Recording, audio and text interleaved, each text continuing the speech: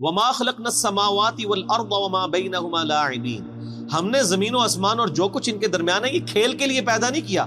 ما خلقناہما الا بالحق، زمین و آسمان کی پیدائش کسی مقصد کے تحت ہوئی. ولکن اکثرهم لا يعلمون، لیکن اکثر لوگ اس حقیقت سے ناواقف ہیں. لیکن اکثر لوگ آپ دیکھیں ان کا آپ کانفیڈنس لیول دیکھیں، آپ جس سے بھی پوچھیں نا وہ کہے گا جی بنو پتہ ہے سب کچھ. اور اللہ ہمارے اکثر لوگ ناواقف ہیں، وہ سیریس لے ہی نہیں رہے خدا کی اس کریشن کو کہ بھئی مر کے اللہ نے مقصد کے لیے پیدا کیا. مقصد کیا ہے؟ الذی خلق الموت والحیات لیبلوکم ایکم احسن عملا، ہم جانچنا چاہتے ہیں تم میں سے کون اچھے اعمال کرتا ہے کون سے برے اعمال کرتا ہے. کسی نے کوئی مقصد بیان کیا ہوا ہے، کسی نے کہا جی وہ آپ نے جو مخلوق کی خدمت کے لیے اللہ نے پیدا کیا. کوئی کہتا ہے جی اولیاء اللہ کو مرتبے دینے کے لیے پیدا کیا. کوئی مقصد بیان کرتا ہے، وہ کوئی مقصد او اللہ بندے بڑی فکر کرو تو اڈل کے بڑھنی ہے. ہر بندے نے اللہ کے حضور ثم لتسألن یومئذ عن النعیم، اس دن پھر قیامت والے دن تم سے تمہارے اعمال کے بارے میں پرسش ہو. اس لیے پیدا ہوئے ہیں اور تو کوئی مقصد ہی نہیں ہے، سیدھا سا مقصد ہے. چونکہ یہ کم اوکھا ہے نا، اس واسطے انہوں چھوڑ کے باقی مقصد بڑھا لینا. ٹھیک ہے، اب دیکھ لیں اللہ نے ذکر کیا نا کہ ہم نے زمین و آسمان کو با مقصد پیدا کیا. یہ حق کے ساتھ، حق کی ٹرانسلیشن ہوتی ہے پرپسفل، با مقصد. قرآن کے بارے میں بھی آیا وَبِالْحَقِّ أَنزَلْنَاهُ وَبِالْحَقِّ نَزَلَ، ہم نے قرآن کو حق کے ساتھ اتارا اور یہ حق کے ساتھ اترا، یعنی مقصد کے لیے اتارا اور یہ اپنا مقصد لے کر آیا. اور مقصد کیا؟ انسانیت کی ہدایت، آخرت کی کامیابی. تو اب یہ ذکر آیا نا کہ ہم نے زمین و آسمان کو کسی مقصد کے لیے پیدا کیا ہے، اور ساتھ ہی ذکر آ گیا ان یوم الفصل میقاتهم اجمعین، یقیناً فیصلے کا دن ان سب کے لیے مقرر وقت ہے، یعنی فیصلہ ہوگا. پھر یہ نہیں ہے کہ جناب یہاں پہ آپ نے یاشی کی زندگی کی ہے تو آخرت بھی آپ کی یاشی کی ہوگی. نہیں، دنیا جو اللہ کی مرضی کی گزارے گا اسی کی آخرت اس کی مرضی کی ہوگی، اور جو دنیا میں اپنی مرضی کی زندگی گزارے گا آخرت پھر اللہ کی مرضی کی. اللہم اجرنا من النار، اللہم اجرنا من النار، اللہم اجرنا من النار. اللہم من احییتہ منا فاحیہ علی الاسلام ومن توفیتہ منا فتوفہ علی الایمان. آمین. یوم لا یغنی مولا عن مولا شیئا، قیامت کا وہ دن ایسا ہوگا جب کوئی دوست کسی دوست کے ذرا کام بھی نہیں آئے گا. ولا هم ینصرون، نہ ہی ان کی مدد کی جائے گی. الا من رحم اللہ، ہاں جس پہ اللہ رحم کرے بس اللہ ہی کے رحم پہ ہوگا، کوئی کسی کے کام نہیں آئے گا. آپ کہتے رہے کہ شیخ عبد القادر جیلانی فرماتے ہیں کہ جی میں اس وقت تک جنت میں نہیں جاؤں گا جب تک اپنے سارے مرید نہ لے جاؤں. تسی پاویں جھوٹ مارتے رہو. نہ شیخ عبد القادر جیلانی کی جرت تھی کہ وہ یہ بات کرتے، جھوٹی منسوب کر دی ہے. اللہ فرما رہا ہے جس پہ اللہ ہی رحم کرے انہ هو العزیز الرحیم، بے شک وہی عزت والا ہے، غالب ہے اور رحم فرمانے والا ہے. غالب اتنا ہے جب چاہے پکڑ سکتا ہے، رحم یہ ہے کہ ڈھیل دیتا ہے. اچھا ان ظالموں سے پوچھیں، یہ ویسے تو بخاری مسلم کی حدیث بیان کر رہے ہوتے ہیں کہ قیامت دن نبی بھی کہہ رہے ہوں گے نفسی نفسی، تو شیخ عبد القادر جیلانی کہہ رہے ہوں گے کہ میرے مرید وہ نہیں نفسی نفسی کر رہے ہونے. ان کا مرتبہ جو ہے وہ حضرت ابراہیم علیہ السلام، عیسیٰ علیہ السلام، موسیٰ علیہ السلام سے زیادہ ہے. یار مت ماری ہوئی ہے تو اڈی اللہ دے بندے، اپنی بھی عقل استعمال کرو. بزرگوں کے بارے میں کیا کانسیپٹ انہوں نے کیا ہوا ہے اور وہاں نبیوں کے بارے میں کیا کانسیپٹ. یہ بڑا خطرناک معاملہ ہے. بخاری مسلم دونوں میں حدیث ہے اے میری بیٹی فاطمہ، اس بات پہ نہ اکڑنا کہ تم اللہ کی نبی کی بیٹی ہو، اگر اللہ نے پکڑ لیا میں تمہارے کچھ کام نہیں. اب اور آپ کو کس طریقے سے یقین نبی علیہ السلام دلائیں تو اب آپ مانیں گے کہ کوئی کسی کی وجہ سے کوئی دھونس کے ساتھ کسی کو جنت میں نہیں لے کے جا سکتا. شیخ عبد القادر جیلانی یا کسی بزرگ بابے کا مرتبہ جس کو آپ سمجھتے ہیں حضرت فاطمہ کے برابر ہو سکتا ہے، حضرت فاطمہ کی جوتیوں کے برابر بھی نہیں ہو سکتا.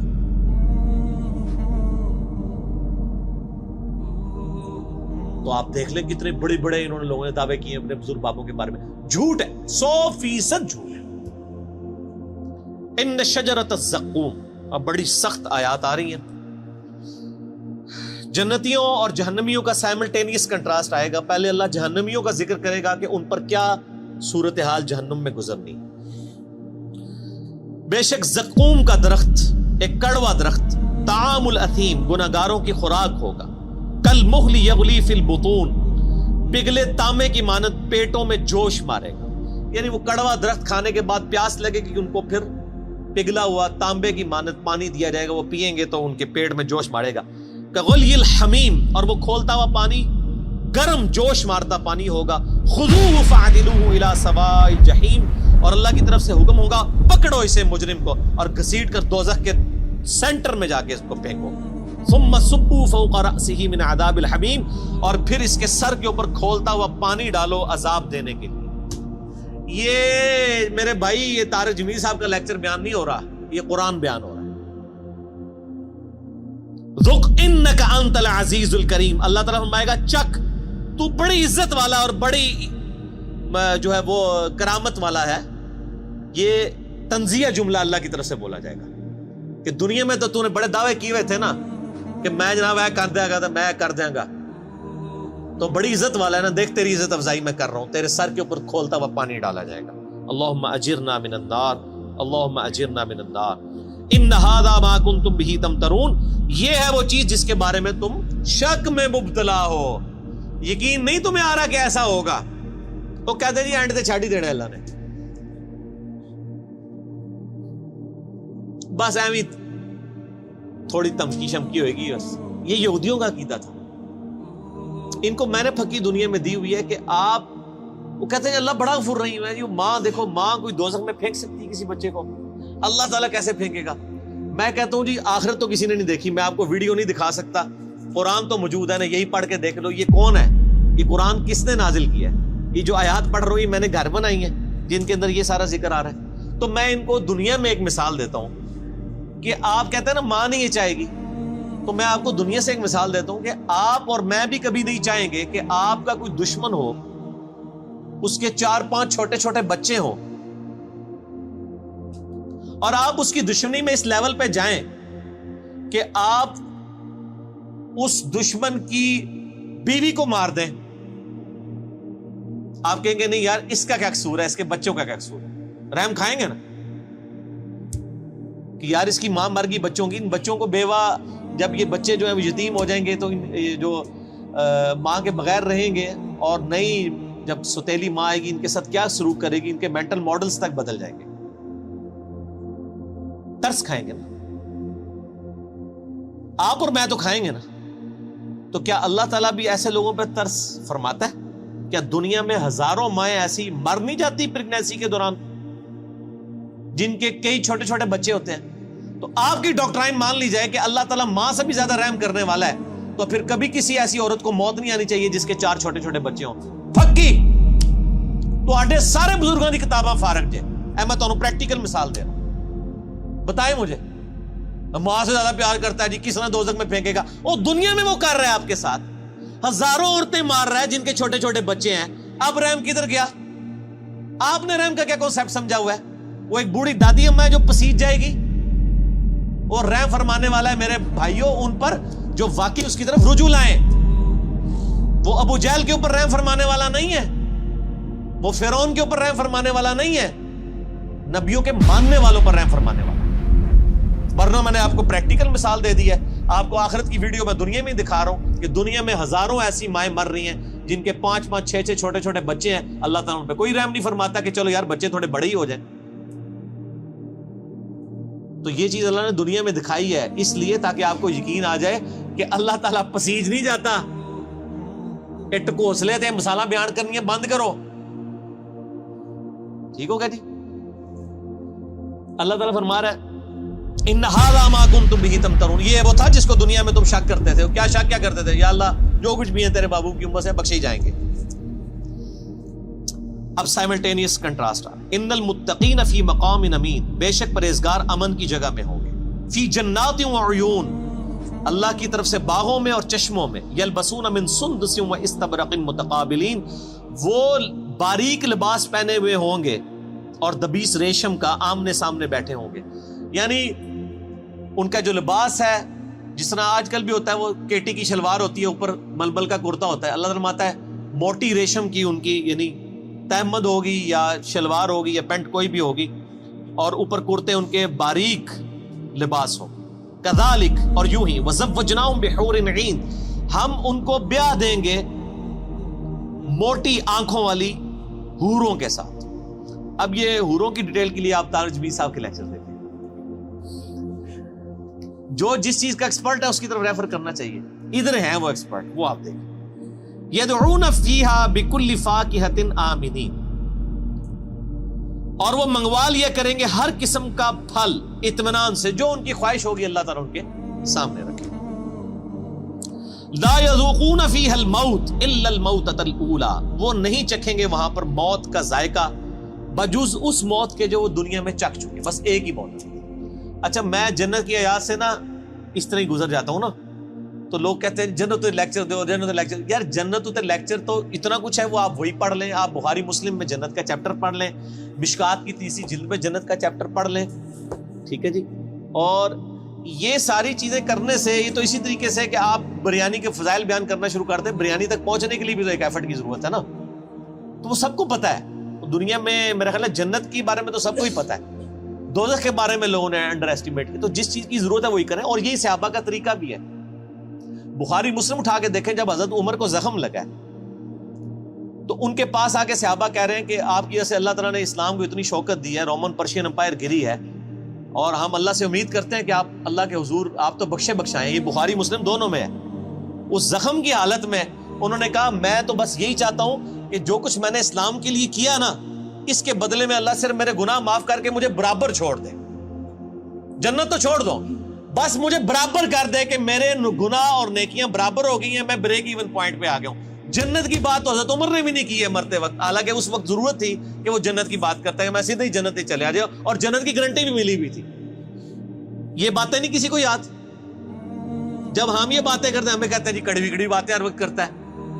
تو حضرت عمر بھی کڑوی کڑوی باتیں کرتے تھے, حالانکہ وہ تو موت کے وقت تھے, اس ٹائم تو ضرورت تھی وہ جنت کی باتیں کرتے. انہوں نے کہا بس مجھے اللہ برابر ہی چھوڑ لینا, اتنا ہی کافی میرے. او بھائی عقل نہ ہوئے تھے موجے ہی موجاں, اور عقل ہوئے تھے سوچے ہی سوچا. جسے عقل ہو اس کو سوچ ہوتی ہے. حضرت عمر کو عقل تھی, آپ کو عقل نہیں, آپ کے بزرگوں کو, آپ کے واعظین کو, آپ کے علماء کو عقل نہیں ہے, اس لیے وہ آپ کو میٹھی لوریاں دیتے ہیں. ٹھیک ہے مست رہو, ٹھیک ہے انہوں نال ہی ہو گے کیا عمل داڑے, ٹھیک ہے. وہ ہمارے ساتھ لوگ بات کر رہے ہوتے ہیں نا, او نہیں یزید نو برا نہ کرو, ہم کہتے ہیں جی ٹھیک ہے اللہ آپ کا حشر یزید کے ساتھ کرے. نہیں, اگر ایڈے ہی کانفیڈنٹ ہو تو منگیا کرو دعا کہ یزید اور اس کے خاندان کے ساتھ ہمارا حشر ہو. ہم کہتے ہیں حسین اور اس کے خاندان مولا علی کے ساتھ ہمارا حشر ہو. ہم تو کانفیڈنٹ ہیں, آپ میں اعتماد نہیں ہے.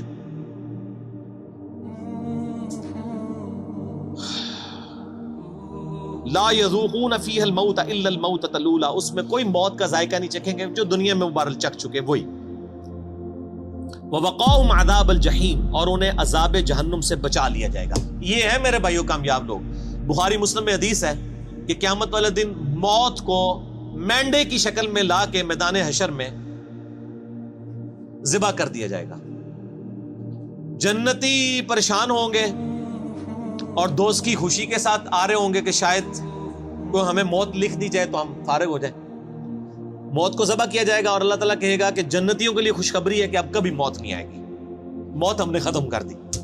اور جہنمیوں کے لیے یہ بری خبر ہے کہ موت ہمیشہ کے لیے ختم ہو گئی ہے, اب تمہیں اسی عذاب میں ہی رہنا ہے, موت مانگنے سے بھی موت نہیں آئے. جنتیوں کے لیے موت کا ختم ہونا خوشخبری, اور جہنمیوں دوستیوں کے لیے سب سے بری خبر. اللہم اجرنا من النار, اللہم اجرنا من النار, اللہم اجرنا من النار, آمین.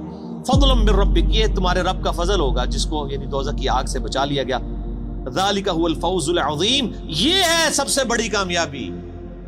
دنیا کی کوئی کامیابی بڑی کامیابی نہیں. اور میرے بھائی دنیا میں کھرب پتی آدمی کو بھی وہی 6 فٹ 7 فٹ کی قبر ملنی ہے, وہ بھی پتہ نہیں ملنی بھی ہے کہ نہیں, اور وہی 3 کپڑوں کا کفن ملنا ہے. جو ایک غریب لاوارث لاش کو, فٹ پاتھ پہ مرنے والی کو, وہی ایک جگہ سے ہی کفن خریدا جاتا ہے. یہ نہیں ہوتا کہ اس کے لیے کوئی اسپیشل لٹھا آتا ہے, وہ بنے بنائے کفن مل رہے ہیں, سب کو برابر ہی ملتے ہیں. فَإِنَّمَا يَسَّرْنَاهُ بِلِسَانِكَ لَعَلَّهُمْ يَتَذَكَّرُونَ, اے نبی الاسلام ہم نے اس قرآن کو آپ کی زبان پر آسان کر دیا ہے تاکہ لوگ نصیحت قبول کریں. یعنی آپ کی اپنی مادری لینگویج عربی میں ہی قرآن نازل ہوا ہے, آسان ہے. بے شک مولوی کہتے ہیں قرآن بڑا مشکل ہے, نہ پڑھی اور ڈائریکٹ گمراہ ہو جاؤ گے, لیکن اے نبی یہ آسان ہی ہے.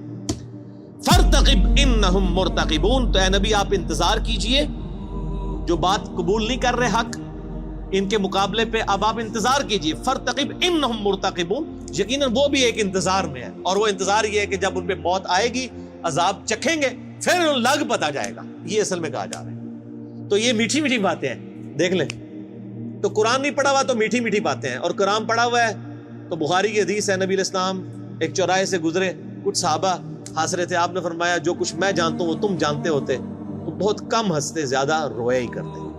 ٹھیک ہو گیا؟ سورہ الدخان ختم ہوئی، اگلی دفعہ انشاءاللہ سورۃ الجاثیہ۔